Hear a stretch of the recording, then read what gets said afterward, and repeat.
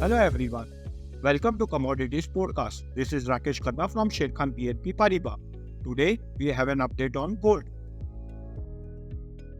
COMEX gold price after sideways consolidation had taken a support at $23.75 level and witnessed a upside pullback along with break above its key resistance at $24.75 level for a target of $25.50 and $25.50 in upcoming trading session.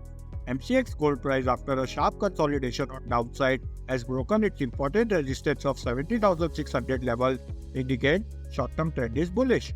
However, gold price had started forming higher and higher low formation, and any break above 71,500 level will surge the price further up till 73,000 and 74,300 level in near term.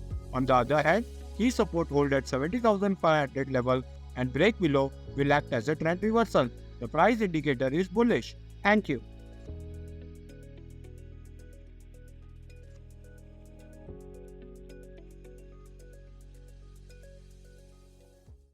Investment in securities market are subject to market risks. Read all the related documents carefully before investing.